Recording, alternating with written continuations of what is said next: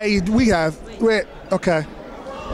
I miss people like y'all too because she told me about this show and I always said I had to come in one time and we gotta talk.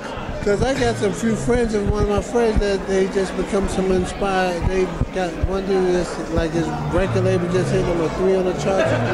Nice. Some people to y'all, some more up and coming artists, you know. Okay. Well, we're here at the Monique Donyale Show. I got Al Ice Cole. Where'd you get the name Ice from?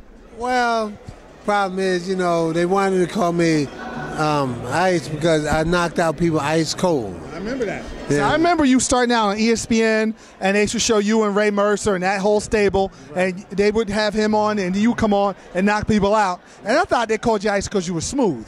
Nah. They wanted to call me Red Hot because I got heated at first. Okay. And I thought that was an oxymoron, Red Hot. I like, nah. I just rather be called an Ice Cold because I think my first professional fight, I knocked the guy out ice cold in the Sugar Ray lap. Wow. Yeah, so Sugar Ray was commentating. It was a big fight, and I knocked him out ice cold. Well, let me ask you something. The heavyweights put me to sleep. The Klitschos are great, but there's no guy, there's that second guy that you can't wait to see fight the Klitschos. It's just like the bum of the month club. Yeah, you know, I hate to really say it, and everybody think it's because of MMA took over. No, it's really because of the trainers. There's no really great trainers here, and a lot of American trainers are going overseas training the foreign fighters. Yeah. That's why, like, you know, all the champions right now are Klitschos and there's another guy, what's his name? Alexander Perfect. Yeah. I trained him. Now I trained him all the way up until the top. Now Teddy Atlas trained because they get American trainers to train them. But American fighters really got a little bit lazy. Okay. And they really, some of the managers and promoters, they just push them just to try to get that payday. Now, they making like the Klitschko look like King Kong. I know. And I watched Lamont Brewster knock him out. Right. And, you know, and I've talked to Lamont Brewster about that fight. And he came back, he was focused, he was serious, he was hungry. The second fight with him, he just said he was out of shape. It was at the last minute they wanted to give him a call. And he said they gave extra money, so he said he jumped at it. Well, Corey Sanders knocked him out too. And no one knows that. No one knows that about Corey Sanders. No one knows that. But see, they got good publicity. They put everything under the table. But they're looking really good right now. But today's fighters are really not that hungry. No. They're not training. But the main thing is, it's not really also about the fighters. It's the coaches. They got... The coaches are the ones that they never fought. Yes.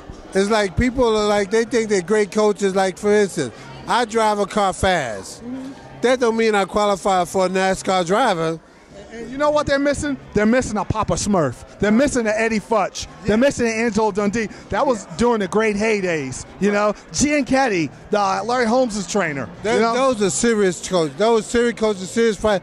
They bred, they lived, they ate, they slept there, they thought that all day. Now these guys come on today, get a couple of fights, they build them up and throw them in there, and it's really nothing. Finally, what are you up to right now?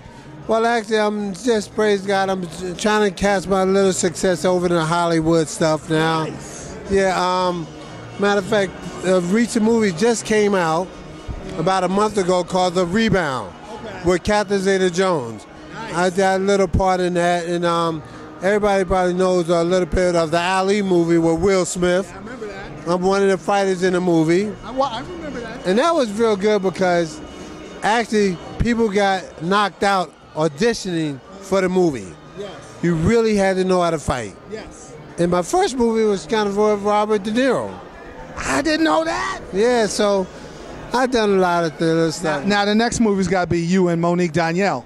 Oh, you know what? I like, and I hope we get a couple of, sequels to that movie. Okay. I like to get a couple of sequels because I remember Monique as an up-and-coming inspiring lady, and she's still working hard. I'm so glad for the success. I'm so glad for this show, and she was always an inspired person to carry on. Thank you.